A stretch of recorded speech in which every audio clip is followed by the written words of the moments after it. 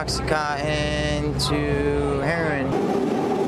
Snorting it and then it's turned into a needle and 10 bags real quick. Easy 10 bags a day. For the past few months, as he copes with his opioid addiction, Stay clean is the hardest thing I've ever had to do. this tunnel, a few 100-foot stretch of Kensington Avenue, has been Ryan Deeney's home.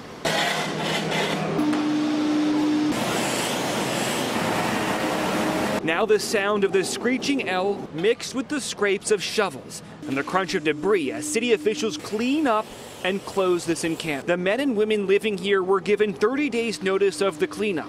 For a month, homeless advocates met daily with the nearly 200 people in different encampments, offering guaranteed housing for 110, has lived on Philly streets for the past 4 years. I turned to drugs to numb my feelings. She is also one of the people who had to move this morning and believes the help she'll. Body cameras have helped clear other officers accused of. Chief wears a camera.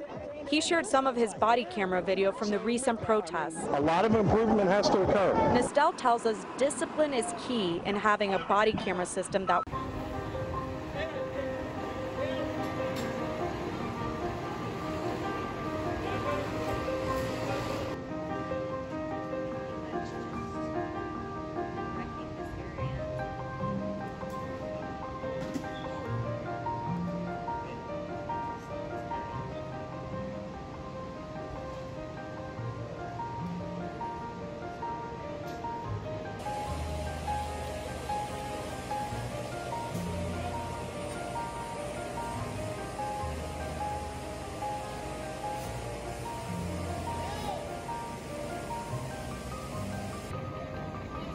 If you want treatment, we will help you. Take it from a recovering addict with 21 years clean. It started right here.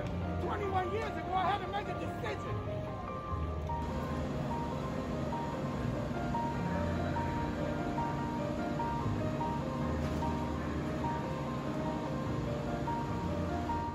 Megan's sole mission is to provide food. You want a water? Yeah. Comfort, and if needed, Narcan. While there, we see one woman give another woman an injection in the neck. 3 minutes later, she's on the ground. Never know. Sorry that we're gonna need you over there. We're good. I'm sorry. Megan goes to work. Are you responsive? Can you answer me, because they're about to Narcan you? Can you answer me? You don't want to get Narcaned, right? All right, so stay with me. Can you get up? Did you drink some water? She did drink some. Yeah. All right. Just stay up with us, because you're scaring people, and I don't want you to get Narcan and get sick, you know? You want to drink some more water? Did you eat anything? I didn't think I would. I expected a phone call every night. She was probably doing $500 to $1,000 a day, and she was not Megan anymore. She was in and out of 70-some rehabs. She would go in, she would get sober, and then she would take off. They're not themselves. It's the devil on their back. So all they know is get high, get high, get high, and what do I need to do to get high? And if I don't, I'm going to die. I would show her picture, have you seen her? Yes, honey, we have seen her, you know, we'll call you if we see her.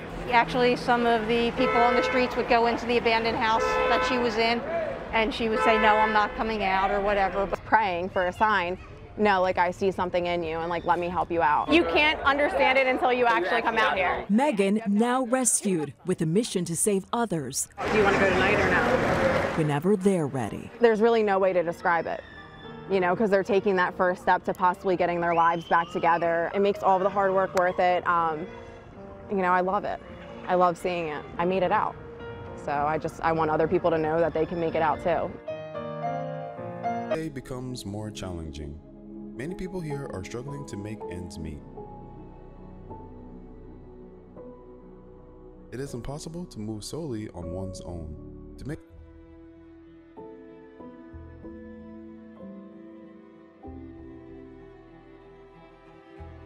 Because of the area's drug problem, its crime rate is the third highest in the city at 1.21%.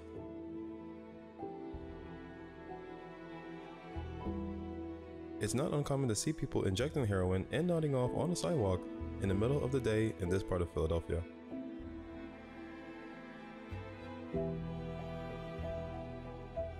Despite the passage of time, since the beginning of the opioid epidemic, the COVID-19 pandemic has exacerbated the country's drug problems.